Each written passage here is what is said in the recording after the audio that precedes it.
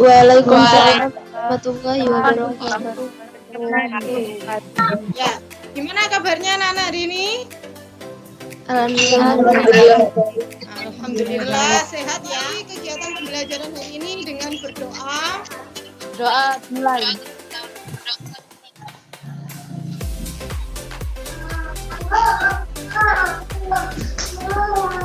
Berdoa. Saya lihat semuanya hampir ikut join. Ya, di sini ada Mesya, ada Sinta, Fitria, Putri. Banyak yang sudah hadir. Jangan lupa nanti isi link presensinya ya, anak-anak, di WhatsApp group dan untuk pembelajaran terkait materi kertas kerja bagaimana? Sudah dipahami? Bisa, Bu. Sudah bisa ya? Bisa, Bu. Ya. Oke, kita lanjutkan. Materi hari ini mengenai laporan keuangan pada perusahaan jasa. Adapun laporan keuangan yang kita bahas yaitu mengenai laporan laba rugi dan laporan perubahan ekuitas. Kompetensi dasar pada materi laporan keuangan yaitu kompetensi dasar pengetahuan 3.7, menganalisis akun-akun yang terkait dalam penyusunan laporan laba rugi, perubahan ekuitas, laporan posisi keuangan dan arus kas pada perusahaan jasa. Kompetensi dasar keterampilan yaitu 4.7, menyusun laporan laba rugi, perubahan ekuitas, laporan posisi keuangan dan arus kas pada perusahaan jasa. Adapun tujuan pembelajaran setelah kalian mempelajari materi laporan keuangan, untuk laporan keuangan laba rugi dan perubahan ekuitas, yang pertama, kalian diharapkan dapat mengemukakan pengertian, tujuan, karakteristik, dan macam-macam laporan keuangan dengan benar. Yang kedua, dapat mengidentifikasi bentuk format laporan keuangan laba rugi dan laporan. Untuk lebih jelasnya, kalian perhatikan PowerPoint atau video terkait mengenai materi laporan laba rugi dan laporan perubahan ekuitas. Prosedur penyusunan laporan laba rugi. Laporan laba rugi bisa disusun berdasarkan kertas kerja yang sudah disusun sebelumnya. Berdasarkan dari kolom laba rugi pada kertas kerja. Misalkan di sini dicontohkan pada sebuah kertas kerja bengkel mobil Maverick. Kita lihat kolom laba rugi. Ya, di sini terdiri dari akun pendapatan dan beban. Kemudian kita pindahkan ke laporan laba rugi.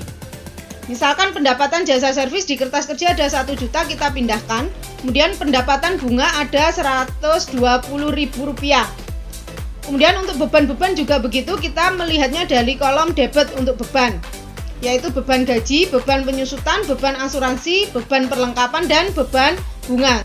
Semua nilai nominal pada kolom debit di kolom laba rugi pada kertas kerja kita pindahkan ke laporan keuangan laba rugi untuk akun beban-beban. Prosedur penyusunan laporan perubahan ekuitas.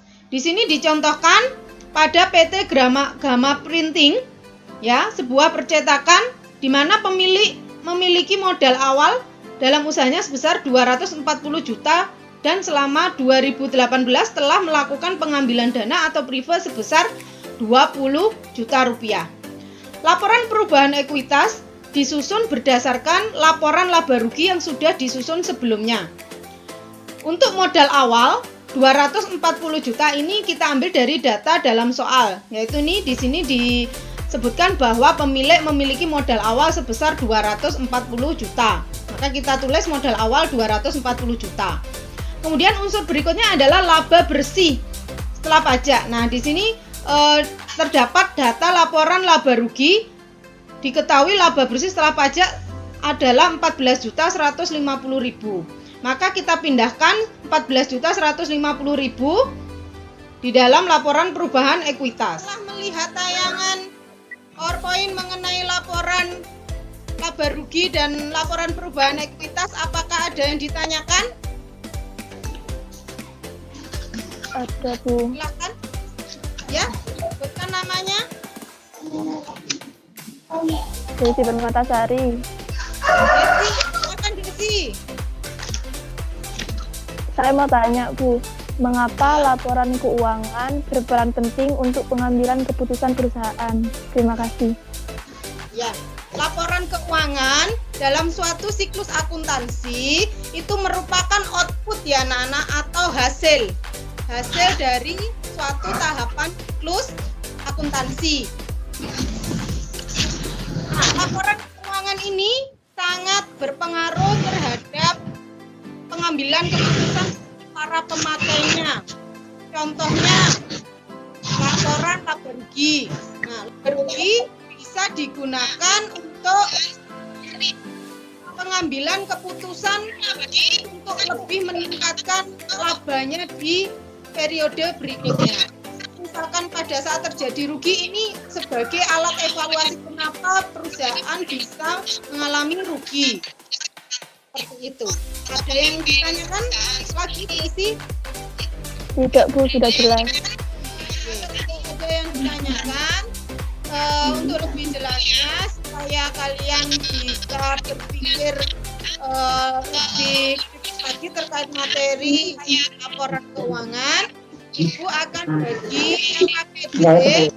Itu ada contoh soal dan latihan soal, ya. Kalian diskusikan dengan temannya anak-anak. Selain diskusi, kalian juga bisa browsing di internet atau cari literasi lain di perpustakaan untuk memudahkan kalian mengerjakan LKPD. Kalian berdiskusi dan mengerjakan LKPD, minta tolong dipresentasikan hasilnya dapat berapa anak-anak. Laporan laba rugi perusahaan mengalami laba yaitu senilai 710.000. Ya, laba ya. Ya, Terus yang modal Ya. akhirnya modal akhirnya 185.550.000 rupiah. ya. Itu dari jawabannya Desi ya tadi. Yang lain bagaimana? Apakah sama? Sama. Sama ya. Sama belum tentu benar loh ya. Ya. Nah, kita cek dulu, kita lihat kunci jawabannya. Dan ternyata jawabannya benar ya, yang tadi yang disebutkan. Berarti yang lain juga sama, berarti benar ya, sudah bisa ya. Iya, Bu. Ya, alhamdulillah kalau sudah bisa. Kalau ada yang ditanyakan, kita simpulkan bersama. Kesimpulan dari laporan keuangan untuk laporan laba rugi adalah laporan yang menggambarkan hasil kegiatan operasional perusahaan dalam suatu periode, apakah sebuah perusahaan mengalami kerugian ataukah keuntungan. Sedangkan kesimpulan dari laporan perubahan ekuitas adalah sebuah laporan keuangan yang menggambarkan suatu perubahan ekuitas awal sebuah perusahaan yang dipengaruhi oleh laba atau rugi dan pengambilan kas oleh pribadi pemilih atau prive. Ya, itu ya. Terkait laporan laba rugi dan laporan perubahan ekuitas. Baik, kita sudah simpulkan bersama. Kalau tidak ada yang ditanyakan, kita akhiri pembelajaran pada hari ini. Namun sebelum itu, kita berdoa bersama. Pembelajaran pada siang hari ini sebaiknya kita berdoa terlebih dahulu. Berdoa dimulai.